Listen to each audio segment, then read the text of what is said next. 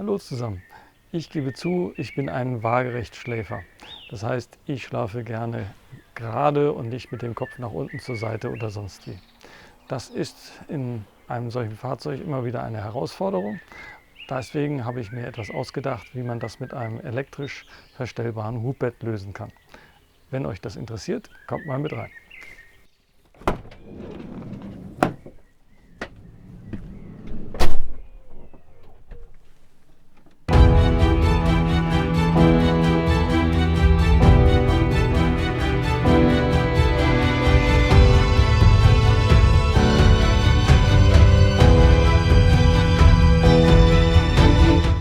Das hier ist ein Sprinter vom Typ L2H3. Das heißt, er hat die normale Länge 5,90 Meter, aber nicht nur ein Hochdach. Das Hochdach wäre also quasi nötig, damit ich hier trotz Dämmung noch bequem stehen kann, sondern ein Superhochdach. Das Superhochdach ergibt nochmal 15 cm zusätzliche Höhe, und da ich in diese Höhe brauche, um irgendwo ein Bett unterzubekommen, ist das genau der Platz, in dem das Bett im normalen Tagesbetrieb quasi verstaut ist. Und das Ganze funktioniert so: Es gibt hier einen Alurahmen, der hier im gesamten Raum herumgeht, und er besteht aus 2 mm Aluminium. Dieses 2 mm wäre aber normalerweise nicht ausreichend, um tatsächlich tragfähig zu sein, dass man darauf liegen kann. Dadurch aber, dass es hier so gefaltet ist, also quasi zu einem U-Profil geknickt wurde, gewinnt es eine unheimliche Stabilität. Und dadurch reicht es dann tatsächlich aus, um auch ausreichend belastbar für ein Bett und so weiter zu sein. Das Ganze ist jetzt verknüpft mit einer besonderen Matratze. Eine Matratze, die quasi die Lattenroste innen hat und nur auf den Seiten aufliegt. Und diese Seitenteile passen jetzt genau in diese Holmen hinein, sodass ich also auch nicht durch diese Konstruktion noch zusätzliche Höhe verliere. Dann ist die Matratze insgesamt 14 cm oben hoch, und damit sind die mit der Bettwäsche gerade die 15 cm wunderbar perfekt ausgenutzt. Ja, hier das, was so ein bisschen aussieht wie ein Sicherheitsgurt, das sind 4 Gurte an jeder Seite, die von einem Motor nach oben und nach unten gezogen werden können. Und das ergibt eben die Möglichkeit, dadurch, dass ich die Motoren einzeln steuern kann, dass ich jede beliebige Schräglage von diesem Bett erreichen kann.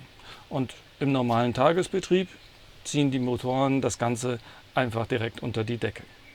Aber das zeige ich jetzt mal.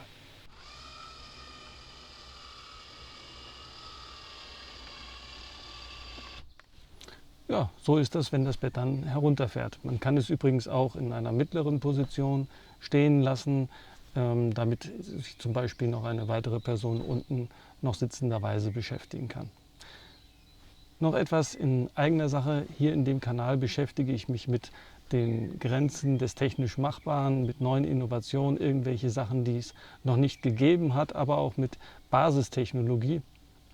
Wenn das etwas ist, was dich interessiert, insbesondere rund um Offroad-Sprinter und anderen Offroad-Fahrzeugen, dann solltest du den Kanal abonnieren. Es kommen noch ein paar neue spannende Dinge hier auf uns zu.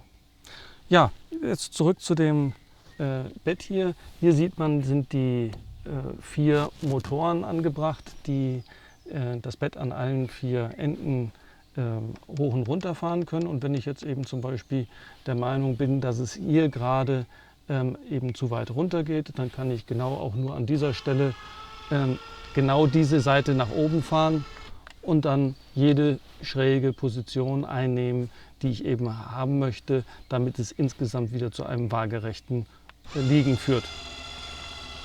Ja, noch kurz zu den Motoren.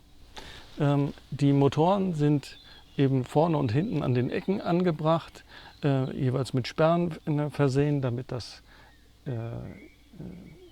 Bett auch in beliebigen Höhen stehen bleiben kann. sind Motoren, die mit 12 Volt betrieben werden, sodass also auch der Inverter nicht unbedingt an sein muss, damit das Ganze funktioniert. Ein Nachteil hat das Ganze natürlich: Wenn ich das Bett herunternehme, muss ich, um in das Bett hineinzukommen, entweder vorne in der Fahrerkabine sein oder hinten im Bad, und kann dann nur von dort aus in das Bett hinein. Das ist so ein unbequemer Nebeneffekt, wo ich denke, für manche Leute ist das rein gar nichts. Für mich ist das ein akzeptabler Kompromiss.